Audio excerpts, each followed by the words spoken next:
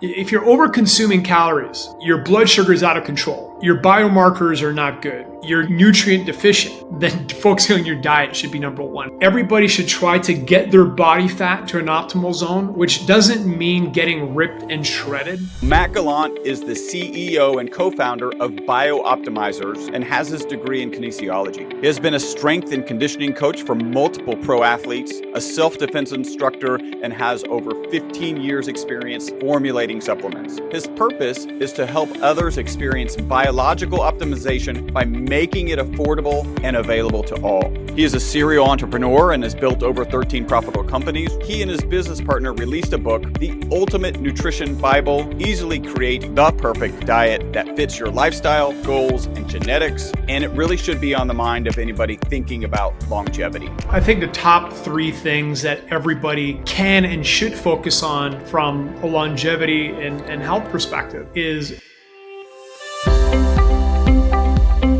Hi, my name is Chris Burris. I'm a longevity expert and the chief scientist at a lab focused on a longevity molecule. My primary focus is to help people live longer and better lives with science. Make sure to subscribe and share so you and your friends can live longer and better. Well, actually, so you and your friends can live beyond the norms. Nutrition and finding the perfect diet is on the minds of anyone looking to optimize their health and longevity. When I recently interviewed Ben Greenfield, his second key principle that he discussed was fuel, and the summary of that focus was actually customize a diet to work for you. The next speaker has been in the health and wellness space either on his own personal journey or focused on delivering value to others for 20 plus years. Originally, we were going to discuss sleep and stress, obviously important for longevity, which may even come up on this particular discussion. But between the time he committed to the summit and this interview, he and his business partner released a book, The Ultimate Nutrition Bible. Easily create and perfect diet, the perfect diet that fits your lifestyle, goals, and genetics. This is the book. It's gorgeous. I was actually walking through my office and somebody didn't even read the title, was just like, I want that book.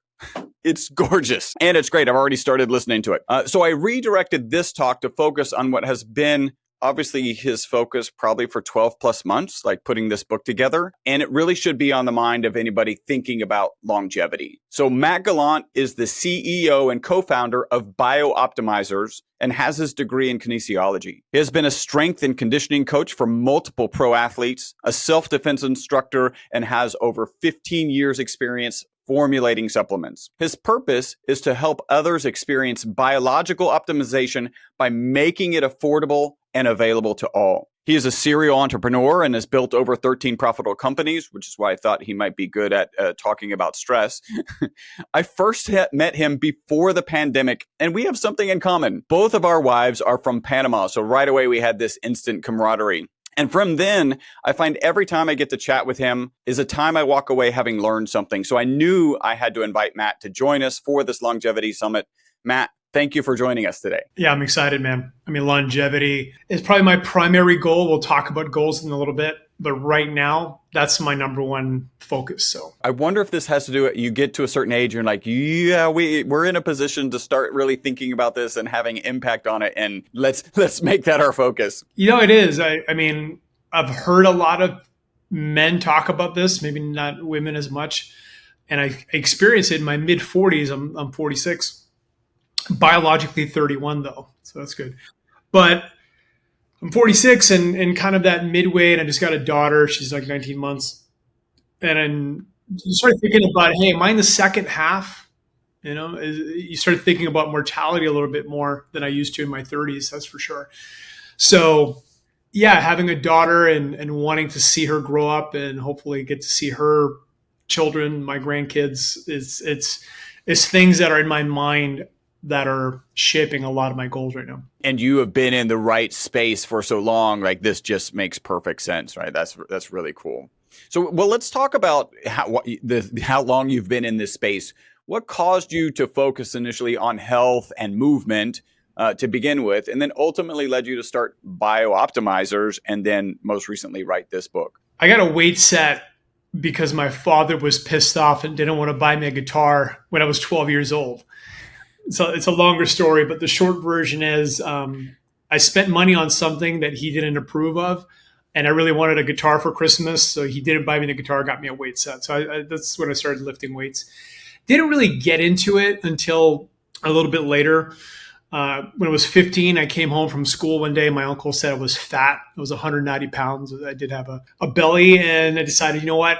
I'm getting rid of this. So I started running every day, got on the Atkins diet, and lost. I went from 190 to 147 in 6 months. So that was my first diet experience. Then when I was 16, I went to the beach and I saw two huge bodybuilders that later on became friends. And I just felt weak. I felt puny. It definitely triggered all my insecurities, which is normal at that age. And I started bodybuilding. I got completely obsessed. I was training 12 times a week, went from 147 to 235 in 3 years. And then I helped my best friend lose 191 pounds in 18 months. When I was 19, he trained with me and kind of guided him with the diet. And just seeing his entire transformation, not just physically, but literally seeing him go from a virgin to married in about 2 years and change, I realized that when people change their bodies, it changes their life. I mean, as corny as that cliche is at this point, it really is true. So I became a trainer. I trained people for a long time. I built the first successful personal training business in Moncton, New Brunswick, which is a small city in Eastern Canada. I sold that, moved to Vancouver, built a friendship with Wade, and then built one of the most successful personal training companies there. We were training people at World's Gym downtown. And during that time, I was studying marketing, launching stuff on the internet. And then we decided to build a business together. So 2004, we launched our first product. It was called Freaky Big Naturally. It was a natural bodybuilding system. And it was successful right out of the gate. And then things progressed. We launched Masszymes in 2005, which is still our second best-selling supplement. It's an incredible digestive formula, and in my opinion, has a lot of anti-aging applications, which we can touch on. And in 2014, we rebranded to BiOptimizers, and it's just been a rocket ride. I mean, we've hit Inc. 5000. We're in the top 5,000 fastest growing companies in America last 2 years. And yeah, we're up to 140 people, and we're just getting warmed up. I'm as passionate and probably more driven than I've ever been. And I'm just excited to continue building solutions, not just supplements. I mean, it looks like we're a supplement company, but we're really a superhuman health company. Whatever it takes, whether it's a book, whether it's all kinds of application services. Again, I'm not attached to the products per se. I'm attached to the outcomes. That's very cool. And then when did you guys decide that you were going to write this book? I've been a ketogenic guy, like I said, since I'm 15, so 30 years. And I haven't been a nonstop ketogenic, and we can talk about that. I've been cycling a lot of things throughout the years. I'm always experimenting. There's not too many molecules I haven't tried. There's not too many diets I haven't tried. I'm just that guy that likes trying anything that's not too dangerous, And Wade's been plant-based for 20 years. So we argued for years. And Wade's your business partner, right? And the co-author of the book. Co-founder, co-author. And we argued for a long time. I mean, I was a ketogenic zealot. He was a plant-based zealot. And we thought that our diets were the solution for everyone. But we couldn't argue with the fact that we were both achieving amazing results individually and with our clients. And we couldn't really deny the fact that it wasn't working for certain people. I remember my first client failing on a ketogenic diet. His skin turned gray. His energy was in the gutter. He was having gut issues. And I didn't understand it. I mean, I didn't understand gut biome back then, or nutrigenomics, or all the things we know now. And over time, we started finding common ground, which we call like universal nutritional optimizers. What are the things that everybody could use, no matter what diet you're on or what nutritional philosophy you're using, to make it work better? So things like optimizing your gut health. No matter what diet you're on, if you're optimizing your gut health, you will get more out of your food, you'll feel better, and your health will improve. So those are some of the things we started realizing. And then, probably 4 or 5 years ago, we started really realizing all the nuances of every diet works for a while. And the real answer is to personalize and customize the perfect diet for you using all the things we talk about in the book. And then it took us 3 years to write that book, to edit it. And the original draft was actually double that size. Wow. So it was a lot of editing and just trying to. That would have been just a workout, lifting the book and turning it like that. That's a workout. And it's a weapon. Yeah.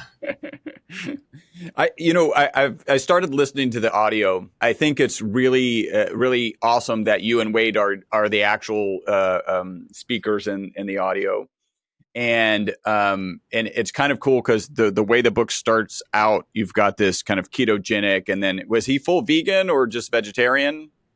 He's done full vegan. He vegetarian. He did a raw food diet for a couple of years and actually competed as a bodybuilder with a raw food diet. So, there's not between Wade and I don't think there's anything we haven't tried for a while. So the start out is like, yeah, we're yelling, we're arguing, and we're like, one's keto, one's vegan or vegetarian, some iteration there. And so I find myself as you're at least through the early phase, like as each of you is speaking and kind of defending the position, like, yeah, take that, Wade. That's been my response. Like, Matt, what do you got to say about that? So it's a really engaging way that you put the audio together. And I'm kind of selfishly want to ask some questions because I'm in the middle of finishing my own audiobook. The book is out, but the audio piece was so much harder than I thought it was going to be.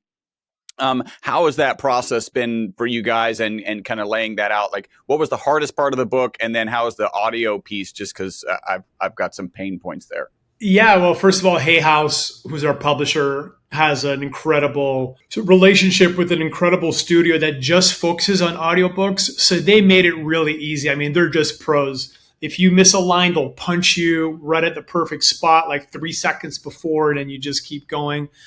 I mean, it took us about a week to record the audiobook. And I don't know if you know this, but we did a video course version of all the content as well. That was a week. So yeah, I mean, again, it's just been a Herculean effort to produce the book. The book was the hardest part just because of the sheer amount of editing it took.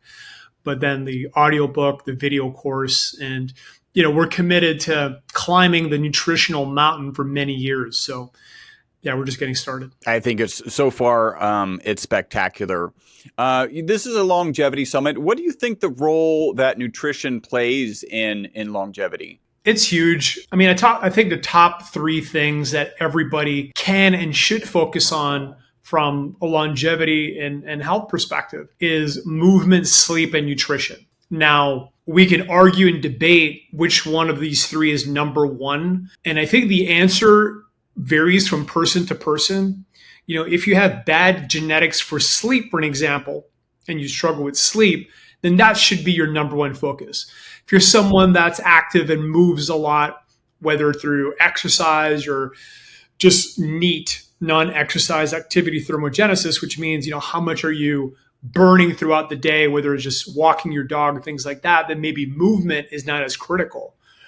And again, if your diet is, let's say, if you're over consuming calories, your blood sugar is out of control, your biomarkers are not good, you're nutrient deficient, then focusing on your diet should be number one. And we can dive into all of those rabbit holes because, ultimately everybody should try to get their body fat to an optimal zone, which doesn't mean getting ripped and shredded. And I think when we're talking about longevity, there's a big difference between optimization and maximization. So maximization is when you're trying to push your body fat, your muscle mass, your strength, or your athletic performance to its absolute pinnacle. That's what pro athletes do. Wade and I just came back from Orlando. We were at the Olympia, where literally the most freakish mutants on the planet compete. Okay, men and women, all kinds of categories from bikini to 200 plus pound Herculean women.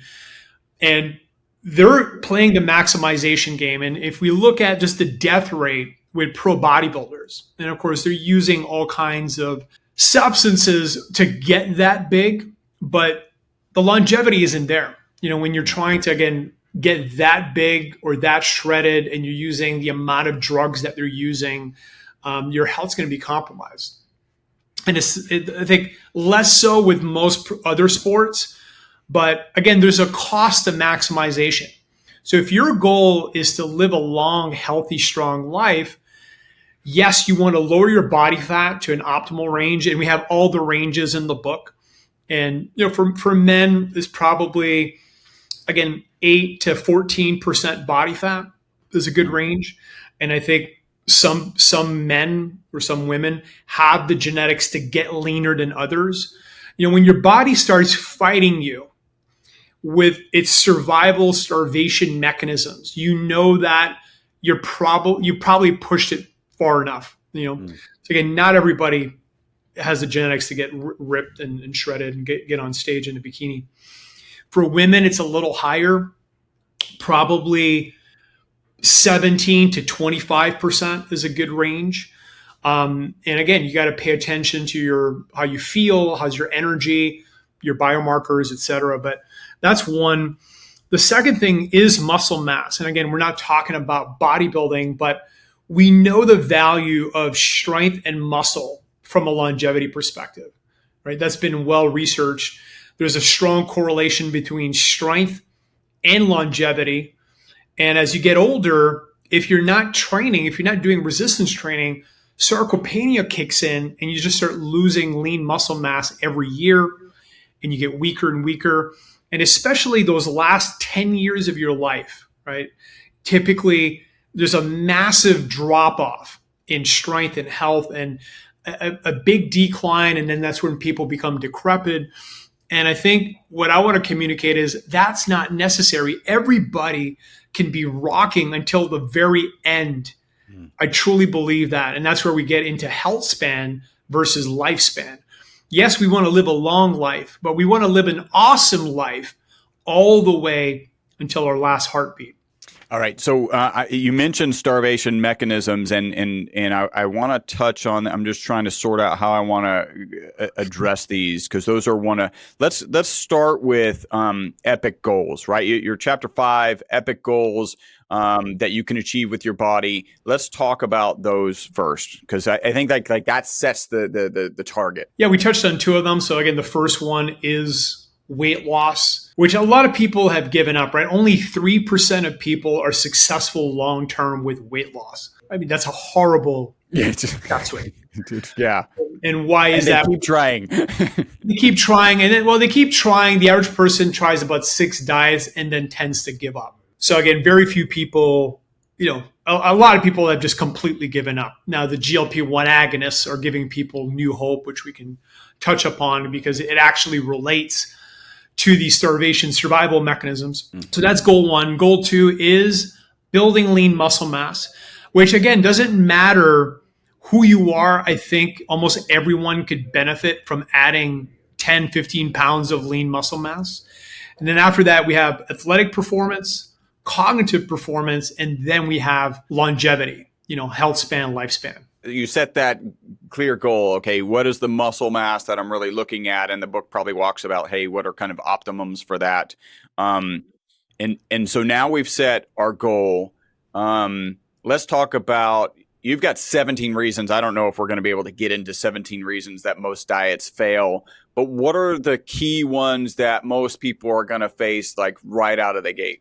A big one, and again, we can blame people's short-term perspectives for this, is dieting too fast, too hard, too fast. It tends to trigger the starvation survival mechanisms a lot harder. And the antidote to that is take your time. It doesn't mean you can't lose weight rapidly, but if you keep cutting calories and pushing your body harder and harder, your body's adapting, and then you run out of runway, meaning you can't go below 800 calories. You can't go more than 2-3 hours of exercise a day. I mean, I've done all of these things. I've done all these mistakes. So a lot of people diet too hard, too fast, the 12-week transformations, things like that. What we recommend is do sprints and cycle. So you can diet for 2, 3, 4 weeks, push yourself down 5, 10 pounds, and then maybe take a 2-week diet break.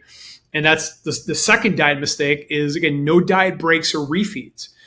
And diet breaks serve two purposes. One, they help rebuild your metabolism to a certain point.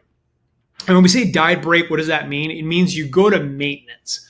It doesn't mean you're taking a break and you're just eating whatever you want. It means that you're trying to maintain your weight, not lose more weight. And psychologically, being in a calorie deficit requires a tremendous amount of willpower. And we know now science has proven that willpower is a finite resource and we need to manage it. So there's certain times in life where we have more stress, there's things going on, and the right thing to do is take a diet break. Like, don't add weight loss on top of everything else you're facing. And once you have more energy and you feel more resourced, do another diet sprint. That's the second mistake. The third one is just following an unsustainable diet. And yeah, you can do hard things for short periods of time, but you also have to be thinking, okay, what am I going to do long term? Like, once I'm done losing the weight, what am I going to do? That's another diet mistake. People hit their goal and they don't realize that they're maybe a third of the way through. There's 2 other things that need to follow. The second phase is reverse dieting. And what reverse dieting is, you want to slowly increase your calories by about 50 to 100 calories a week, which is not enough to break homeostasis.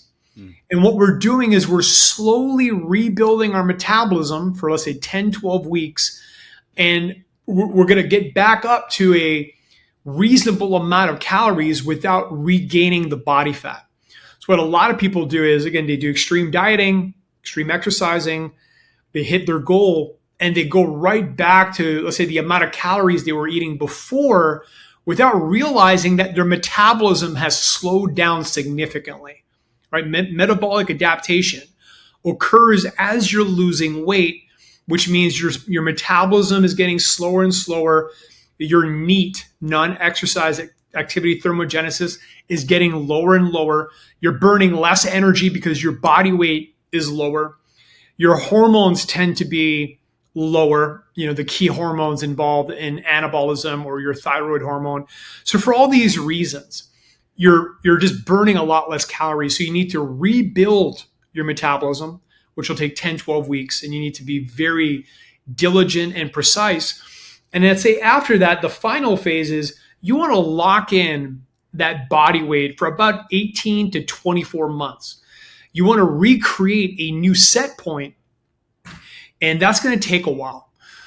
So those are just some of the big ones. I mean, we can keep going, but I'll pass it back to you. Well, and one of the things you mentioned refeeds and diet breaks, and I know specifically in your book, you do not like the word cheat day, and maybe talk about that's not a long topic, but talk about that kind of concept, because a lot of people are like, oh, I'm on a diet and then I get this cheat day, and what do you think about that nomenclature? Yeah, I think it's not something you want to do. Like, you don't want to be cheating on your diet, right? What we're trying to do is strategic refeeds, where we are eating more calories on a day or two per week to increase anabolism, especially if you're lifting weights on these higher calorie days. You're in an incredibly anabolic environment. Your insulin sensitivity is at its peak because, again, you've been dieting for the rest of the days, probably eating lower carb, lower sugar. That calorie surplus really fuels muscle growth, which we can get into recomping if you want. But I'm a big fan of, again, doing resistance training on those higher calorie days to take advantage of the higher calories. And I think that's a big part of the magic. But the other concept we talk about in the book is there are no evil foods. One of the things that I think has been the biggest disservice a lot of nutrition experts have done in the last few years to get views, to get attention, has been attacking foods. They're attacking kale. They're attacking oats. The vegans are attacking the carnivores. The carnivores are making fun of the vegans. Every week, if you're on social media and the algorithm's feeding you nutrition content, you're just getting more and more fear. Now it's seed oils are the big evil villain, right? I mean, it just changes all the time. And the reality is the dose creates the effect. There's a new study that just came out that Lane Norton, I'm a big fan of Lane. I think Lane does a great job dispelling and calling out a lot of the fear mongers. But for an example, this came out yesterday, did a video on a study that was comparing water versus diet sodas. And the comments, people were just attacking him for promoting diet sodas. But the data said it was better in terms of weight loss. And they looked at a bunch of other biomarkers. So there's a lot of people that just don't really understand biology, don't understand biochemistry, don't understand chemistry, and just attack things because they don't understand them, period. Like even seed oils, we're doing a tremendous amount of research in our lab. Literally on Tuesday, we went through a bunch of analysis we did on a wide variety of oils, a wide variety of seed oils. And again, these are seed oils with health benefits like Nigella sativa, some other ones, algae oils. And we were just looking at like the fatty acid profile. And you got to go down to that level to make accurate conclusions. People are just generalizing about things they don't really understand and attacking foods. Again, if you drink a Coke Zero per week, its effect on your health is essentially going to be zero.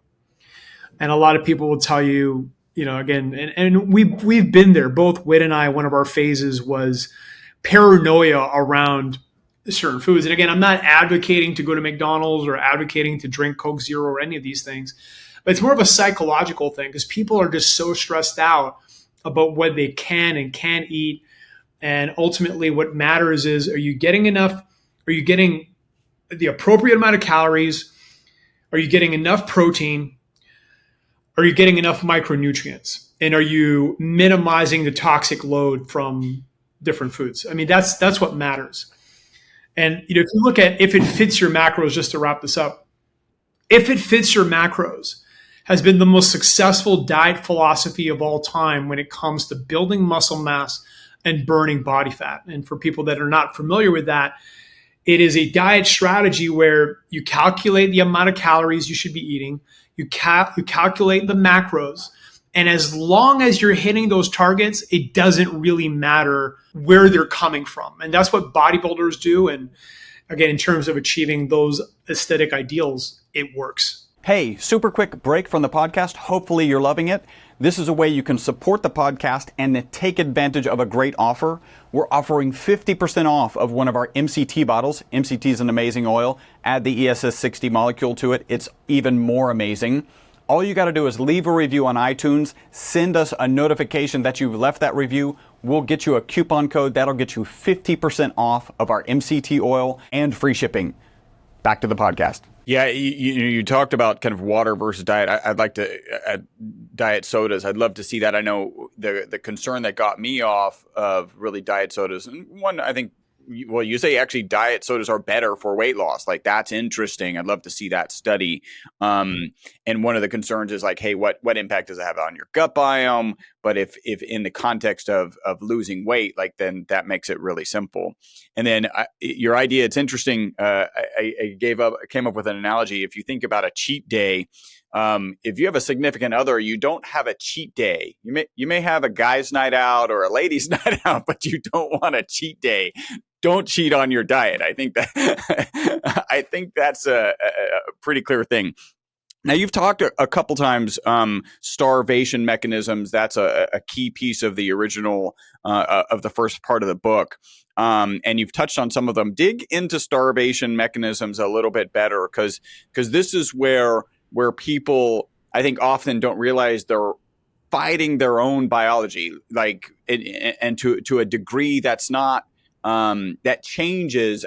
You may lose that first 5 pounds, and that may come off fairly easily. Again, have a longer vision, but then you start fighting starvation mechanisms. Talk about that, please. Yeah, we did not evolve to handle donuts, diners, or diets.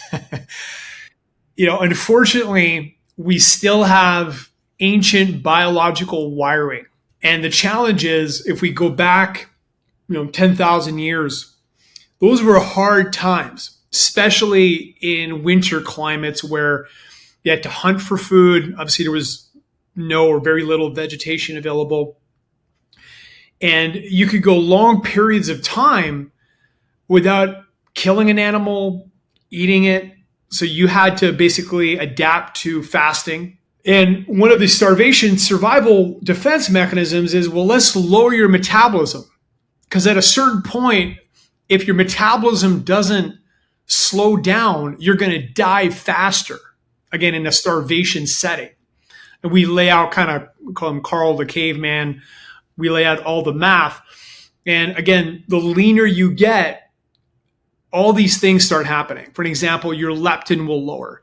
Your testosterone lowers. That's well documented, right? When men die down, if they're not using TRT, testosterone replacement therapy, their testosterone goes down significantly, which slows down your metabolism.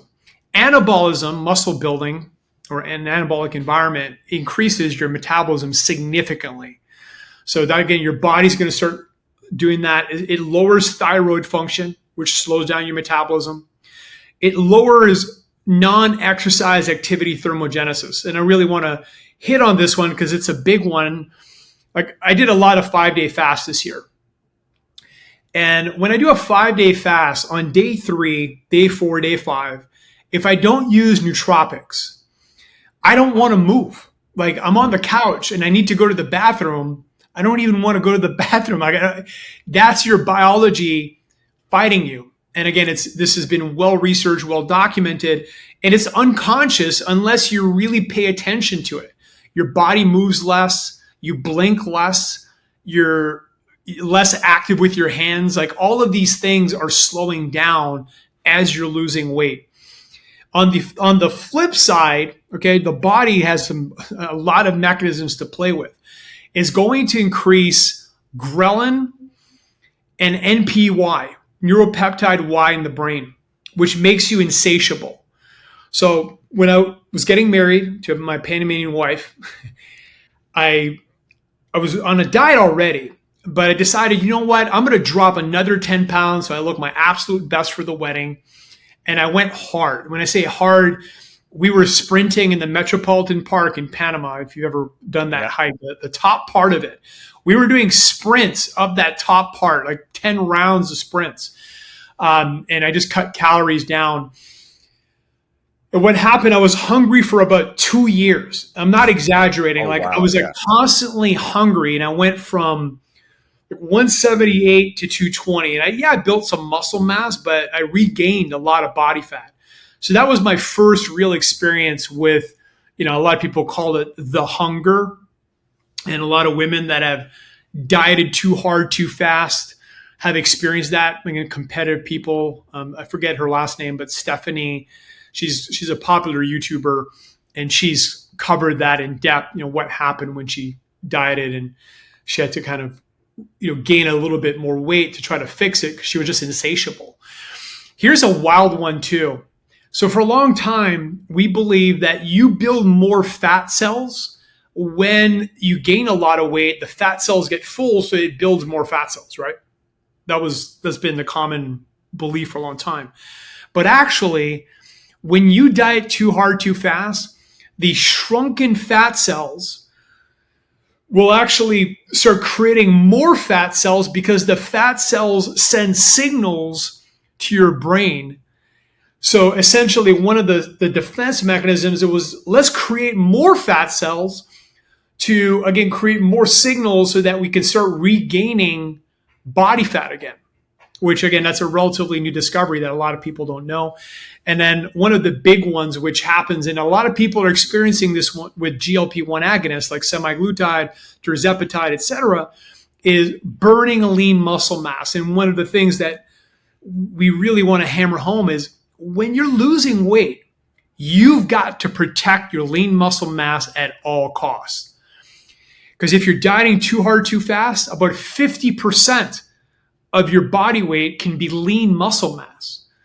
So let's say you had 50 pounds to lose, and you lose the 50 pounds, but you lose it, again, without weight training, without eating enough protein, you're losing it by dieting incredibly aggressively. You just lost 25 pounds of fat, and you lost 25 pounds of muscle mass. So your metabolism is slower, and you're only halfway through your goal.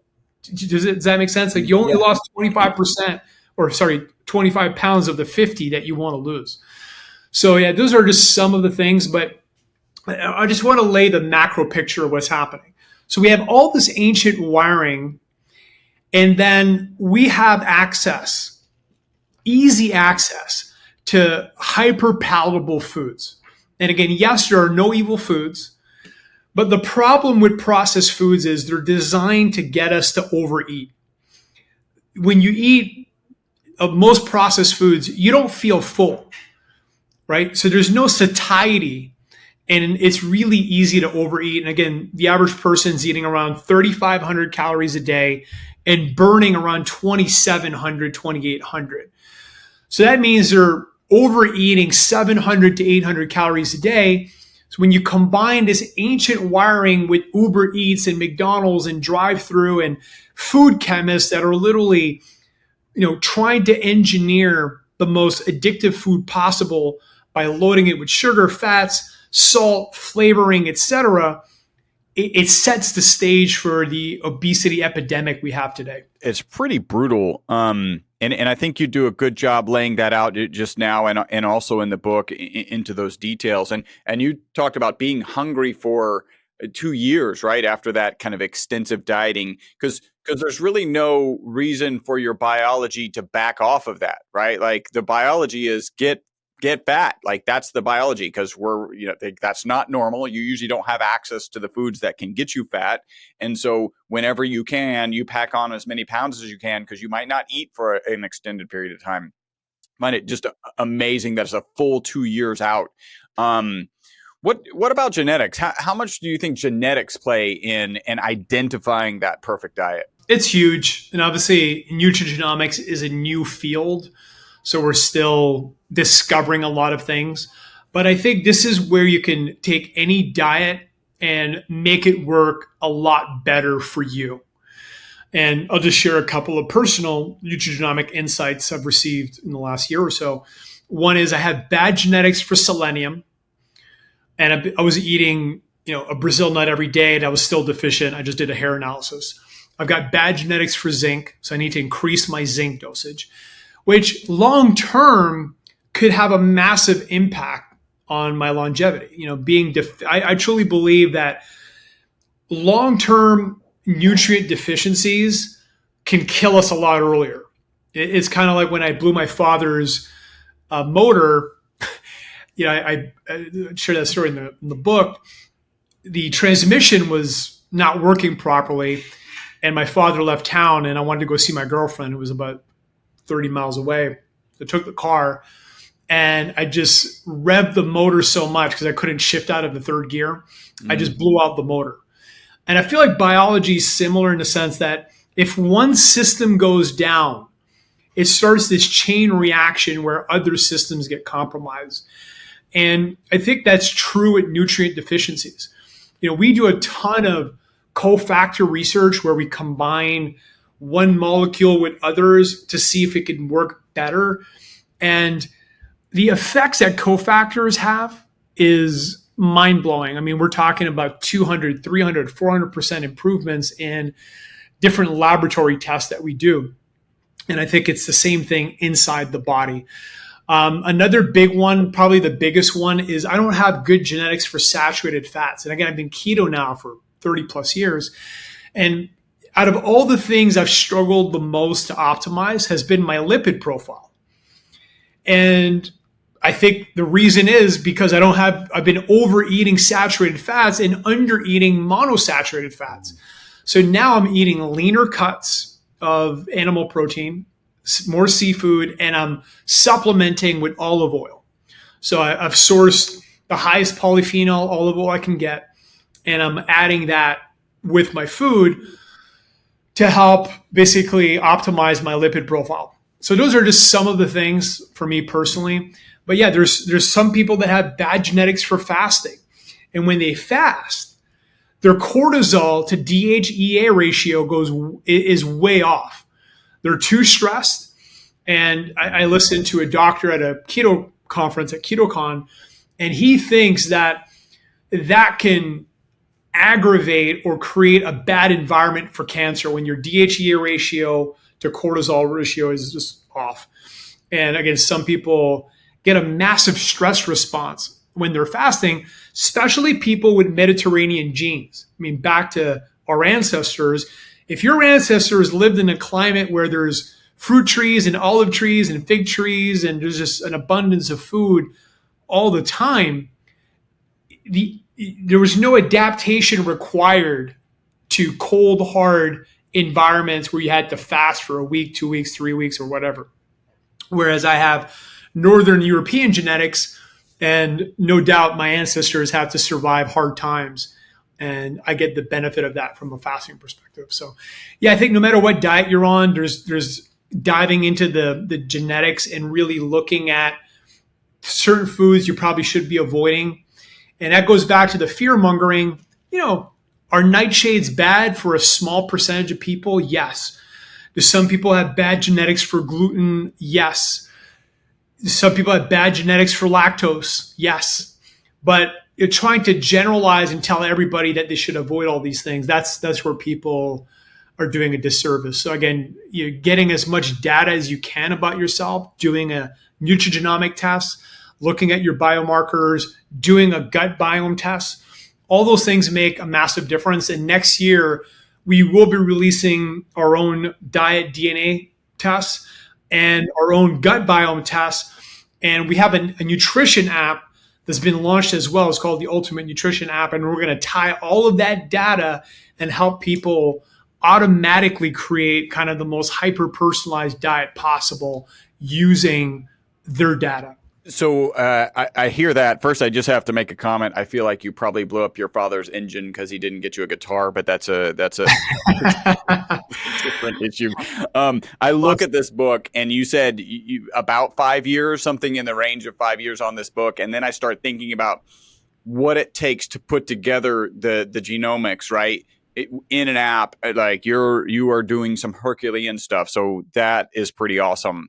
So we think about, okay, we've talked about have a goal, like what's your goal, what you're shooting for, understand the 17 reasons diets fail. And you can get that in the book. We touched on a couple of those.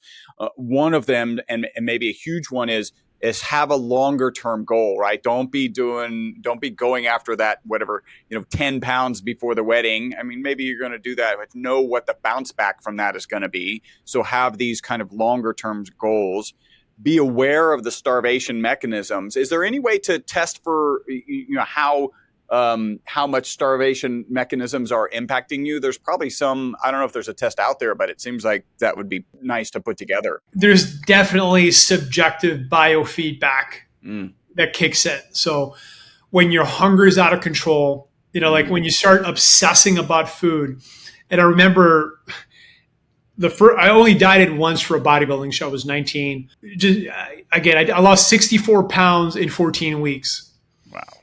It was insane. Wow. I was eating 600 calories of ground beef at the craziest part of it.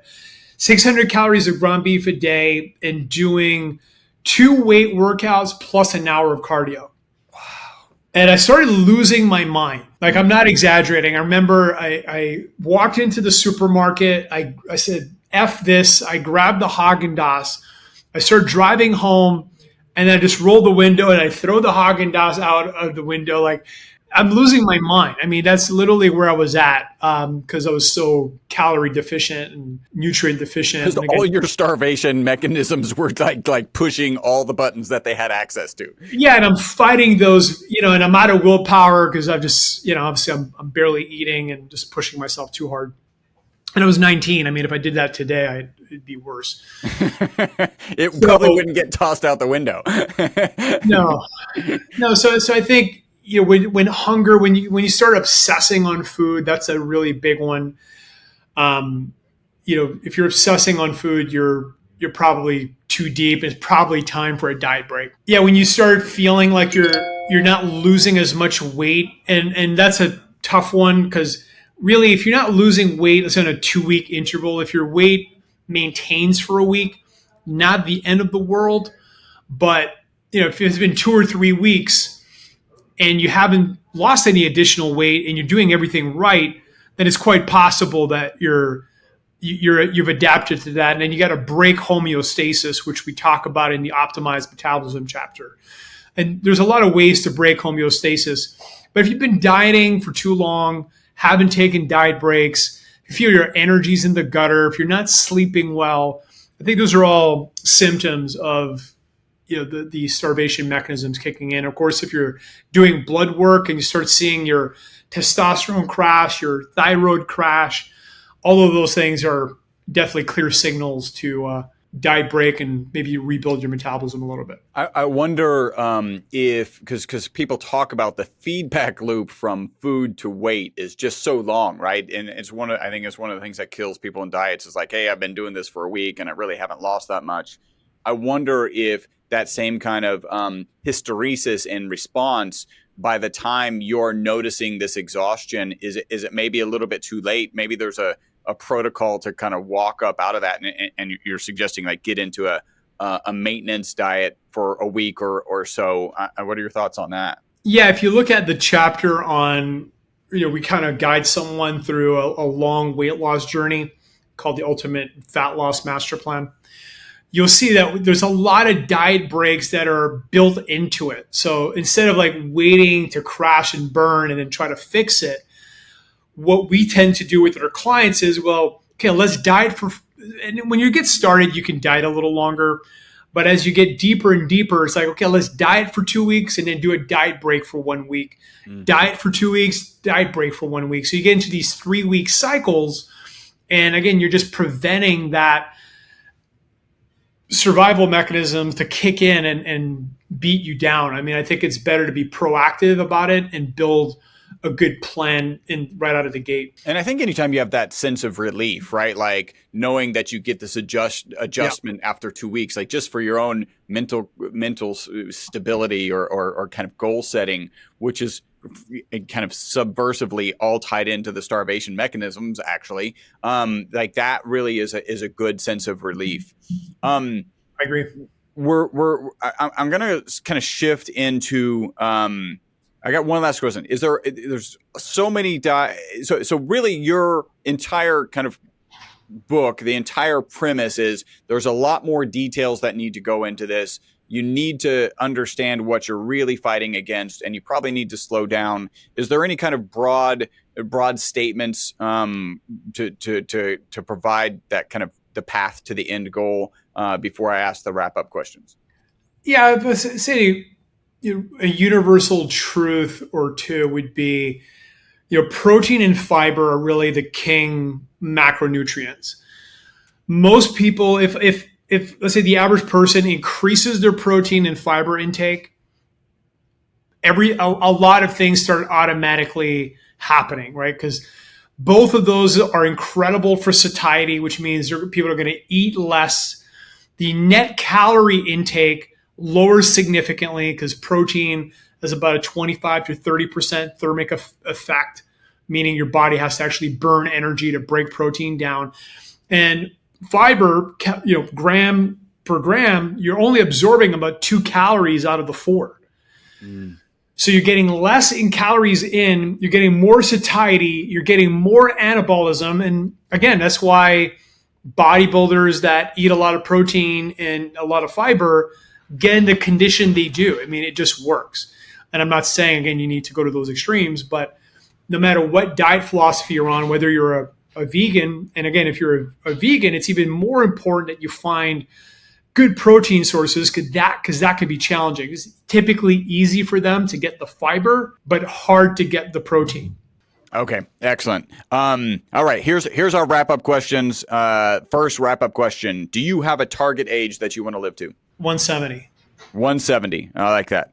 And how long do you think humans can live? I really believe that, let's say we did the biggest experiment ever, and everyone did let's call it the fundamentals of health. They slept well, they got their body fat to a reasonable level, they were lifting weights 3 days a week, ate, they got the appropriate amount of intake of micronutrients, like nothing crazy. Okay. No, we don't need to get into gene therapies and stem cells, just the fundamentals, but they were done well and they were done for the rest of their lives. I think lifespan would be over 100, like average lifespan. Of course, accidents can happen, anything can happen at any time, but I truly believe 100, 105, 110 would be the average if everybody did everything right. That's a great way to frame that response. All right. 2 to 3 protocols, habits, mindsets, let's call them shortcuts because everybody likes shortcuts, to longevity and a long health span that you would share. Great sleep. It's huge. Again, I'm spending 45 grand on sleep. Get a great mattress, get the 8 sleep, black out your room, and then use magnesium breakthrough and sleep breakthrough from BiOptimizers. Great sleep fixes a lot of things. I mean, both from a metabolism perspective, aging perspective, brain perspective. I mean, I think for most people, great sleep. And of course, there's a lot of data on people living shorter lives by sleeping too much or not sleeping enough. So I think great sleep is a big one. And then just movement. You got to move. Our bodies are designed for movement. So, micro movement throughout the day, 3 days of weightlifting a week is all you really need, full body. And if you just do great sleep, get micronutrients to your body, movement, you'll live a great life. Okay, excellent. And Matt, how can people contact you? You'd probably find me on Instagram. I'm not super active there right now, might get more active soon, but BiOptimizers.com is our website. We build, best-in-class formulas for different things. We have probably the most complete suite of digestive products in the market. We have literally enzyme blends for every type of diet, from vegetarian to ketogenic. We have our best-selling product is Magnesium Breakthrough. Sleep Breakthrough has been a huge grand slam. And then we have a whole nootropic line as well at Newtopia.com. So yeah, check it out. I mean, these products are changing lives. Our average product ratings around 9 out of 10. Our refund rate is around 0.5%. People love the products because they work. That's pretty awesome. And what in the near future are you excited about? We have a massive pipeline of unreleased products and products coming. The thing that excites me the most is the R&D we're doing in the lab. So we achieved a huge milestone. We created our first molecule. That was a goal of ours for about 5-6 years. We have this super genius PhD chemist that's been in our team now for a couple of years, and he synthesized a new form of magnesium. And based on our early tests, it absolutely blows away every other form, including glycinate. So we're in the GRAS process right now. So hopefully 2025 it comes out. But yeah, I'm just super excited about just creating new formulas, new molecules. We just keep investing more and more in our lab and getting more geniuses. And I just love my favorite thing in the world is to run the test, learn, grow, evolve process. It's one of our core values at BiOptimizers. We run that in the lab. We run that with our marketing. And I run that with my body, where you create a hypothesis, you test it, you look at the data, and then you make iterations, right? And I think if you're running that with your body, and Brian Johnson, the $2 million man, probably the best example of someone really pushing that to its pinnacle. But yeah, that's what excites me the most. That's is certainly one of the things that I was impressed when we first met, is that your focus on research. And I think the lack of focus on research from a lot of the supplement companies is why it really took my business partner and I 4 years to actually bring our product to market, because we were like, we don't want to be in that space. And it's people like you and Wade and companies like BiOptimizers and Newtopia that are if it was only people like you, then we would have never hesitated. Let me just say that. All right. So yeah, you can find him at BiOptimizers.com. You can find him at Nootropia.com. And Matt, I want to thank you for taking your time with us today, and I look forward to chatting with you soon. Yeah, and just one last thing. If anybody wants the book, ultimatenutritionsystem.com/longevity gets you 10% off. You can buy just the book, or the book plus the video course, plus the supplement book, which you get for free, plus the reference guide, plus 3 cookbooks, plus From Sick to Superhuman. It's an insane offer. So again, if you want to really master nutrition, check it out. ultimatenutritionsystem.com/longevity. And Chris, thanks for having me. All right. Take care, Matt. Take care. I hope you enjoyed this episode of the Live Beyond the Norms podcast. Make sure to subscribe and follow. Also, make sure not to be that guy, the guy sharing this podcast with people who are not interested in living beyond the norms. If you would like to learn more about the ESS60 molecule, the molecule responsible for the single longest longevity experimental result on mammals in history, a full 90% extension of life, visit MyVitalC.com. That's MyVitalC as in carbon.com.